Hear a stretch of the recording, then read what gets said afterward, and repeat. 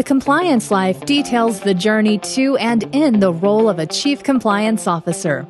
How does one come to sit in the CCO chair? What are some of the skills a CCO needs to successfully navigate the compliance waters in any company? What are some of the top challenges CCOs have faced, and how did they meet them? These questions and many others will be explored in this new podcast series. The Compliance Life is hosted by Tom Fox, and each month he'll present the story of one CCO through 4 episodes. The Compliance Life is a production of the Compliance Podcast Network. This is Tom Fox, and welcome to the December edition of the Compliance Life. In this month's edition, I visit with Kim Yapchai. Kim is the Chief Compliance and Chief Sustainability Officer at Tenneco. She's had a very distinguished career in compliance, but it didn't start out in compliance. We explore her undergraduate degree in economics and how that led to her going to law school, but becoming a business person with a law degree.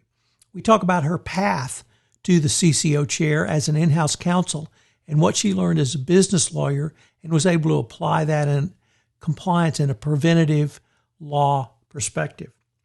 We consider her roles at Whirlpool and Tenneco as Chief Compliance Officers, some of the challenges she's faced, and some of the successes she's had at both corporations.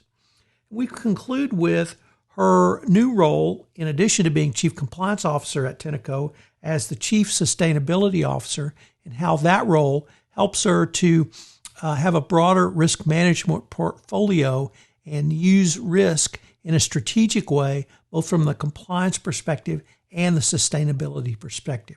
It's a fascinating series of interviews over the month of December. I know you will enjoy them all.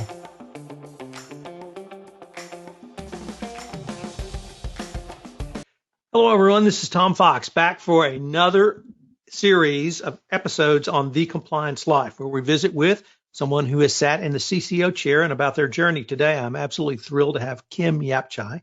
Kim is the shorthand version, Chief Compliance and Sustainability Officer at Tenneco. I've had the chance to visit with her before, and she's got a great story, and I'm really looking forward to sharing it with you. So, Kim, with that incredibly long-winded introduction, first of all, welcome, and thank you so much for taking the time to visit with me today. Oh, thank you, Tom. It's such an honor, and thank you for all the work you do on putting these podcasts together. I learned so much from them. Well, great. Kim, I really wanted to start around your college degree because you have a BA in economics, and I will note from the University of Michigan, so go blue. But that really puts you, I would say, in the minority of folks who are chief compliance officers. They typically had some sort of pre-law or other type degree, although it could be accounting or something that might lead to an internal audit focus. But I was wondering if you could talk about what got you to that degree plan and how that may have informed your journey up to the CCO chair. Yeah, so it's a good question, Tom. And let me start off by saying I consider myself a business person with a law degree, not a lawyer with a business degree. And how that journey evolved is I come from a medical family, but most people in my family are doctors or nurses, but I don't like blood. So I needed to find another path when I went to college, and I really had no idea what that was going to be. And I fell into economics. I took my first class, and it was so intuitive, supply, demand. I loved the international aspect of it. So I decided to declare that as a major, but then thought, well, what am I going to do with this? Am I really going to be an economist, right? And just study, this for the rest of my life? And I started to get involved with a business club at U of M. It was an extracurricular group that helped you to decide where you would go in life. And you did personality testing and skills testing. And all of that told me that I should go to law school. So what I decided was to combine the two interests, business, maybe get an MBA and go to law school as well. But then as I went through that journey, I realized that I could combine both of them by becoming an in-house counsel and really do what most of my family was doing, practicing preventative medicine to help people avoid getting sick.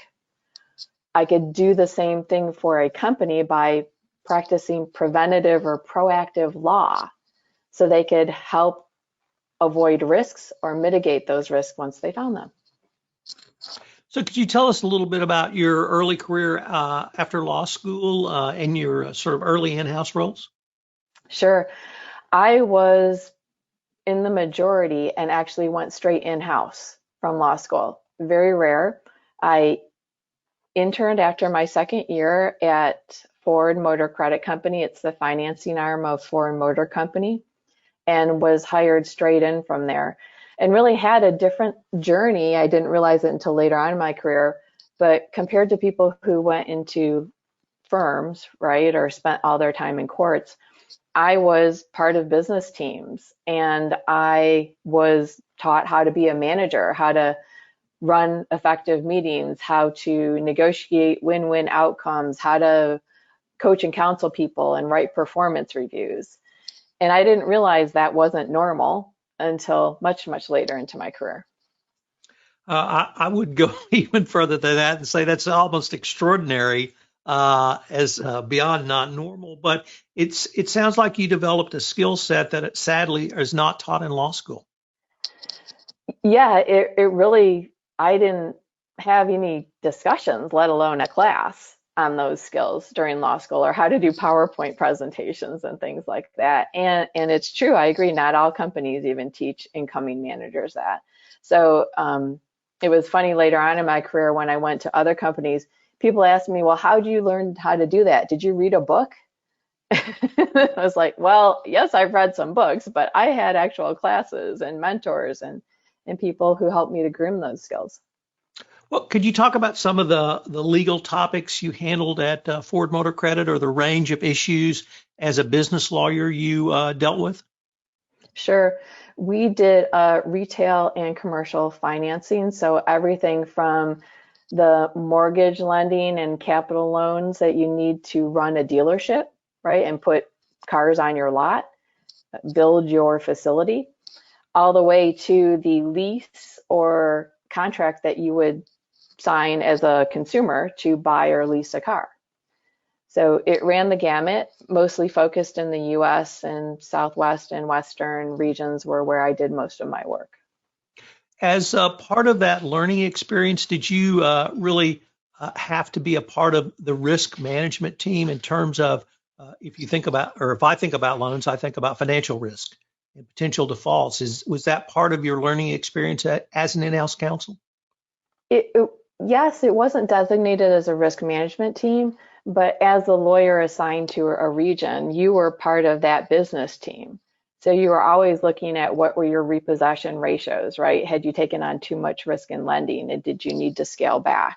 How open you were being with lines of credit, or vice versa? Do you want to open up and take on more risk in lending, right? Because people are paying on time. So there was always a balance, yes. Could you talk about some of the other in-house roles that you had? You mentioned that you went to perhaps some other companies after Ford Motor Credit. What were those experiences like for you? Sure. I was at Ford Credit for 7 years and really enjoyed it. It was just a wonderful place to be. And then I was recruited away by Masco Corporation, which is another Fortune 500 conglomerate that owns companies like Behr Paint and Delta Faucet, a lot of home improvement companies, but they were a deal machine.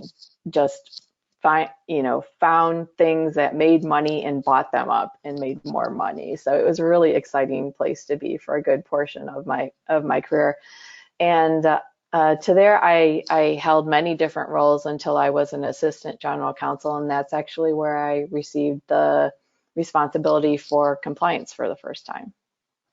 So it sounds like you were actually able to expand, perhaps not your role, but your knowledge of the business side of things with some of these other jobs. Would that be a fair assessment? Yes, and that's actually what led me to taking the role at Masco, was the ability to have a much more diverse experience across subject matters and across industries as well. Because Masco had everything from furniture to construction, to manufacturing. And did these other jobs have, I guess they would not have had sort of the formal training that Ford or Ford Motor Credit had, but were there opportunities for you to grow professionally as well? There were opportunities. They weren't run the same way as Ford was, but I was allowed to participate in a lot of external programs. And frankly, that is where I met the GC of Whirlpool, who then asked me to join her team. Let me ask, as a woman in the 90s and early first decade of this year, were there mentorship opportunities open to you? Were you able to mentor with other women, or were you really just dropped in the deep end and said, call us if you need us, but don't call us really? Yeah. No, I have had great fortune in finding mentors over the years. They weren't through formal programs, but they were people who I realized I really like what they're doing. Jeff Philly, the president of Behr Paint Company, is one of the role models that I really appreciated his style of leadership. And so I'd ask questions on how he did things and why he did things in a certain way. There were lawyers as well who mentored me throughout the career. And through some of the programs that I've participated, I've been able to meet incredible women like Marianne Hines, who's the first female GC of a Fortune 500 company. And she is somebody who I have her cell phone now. And when I have a sticky problem, I can call her up and ask her about it. So in terms of leadership styles, could you maybe point to one or two things you learned from a more of a business professional, whether it be a CEO, CFO, or other, that you've been able to incorporate into your leadership style? Certainly. One of the things that I learned, and definitely as your career grows, right, and you climb the ladder, leadership is not about being the person who knows it all. It's about having the right team that knows it all. And you need to help provide the vision and the guidance for the team to achieve and accelerate. So, it was really helpful for me to see different leadership styles, people who were very authoritarian, who they had tight control and they did the entire presentations and their team sat silent, versus people who were much more collaborative and the focus was really on their team rather than themselves. I found the latter to be a better fit for me. Kim, unfortunately, we're near the end of our time for this episode, but I hope our listeners will join us for our next episode where we take a look at your more direct path to the CCO. I greatly look forward to continuing the conversation. Thanks, Tom. This is Tom Fox again. Thank you for joining me for this episode of The Compliance Life. In the month of December, I'm featuring Kim Yapchai, the Chief Compliance and Chief Sustainability Officer at Tenneco. I hope you'll join us again next week.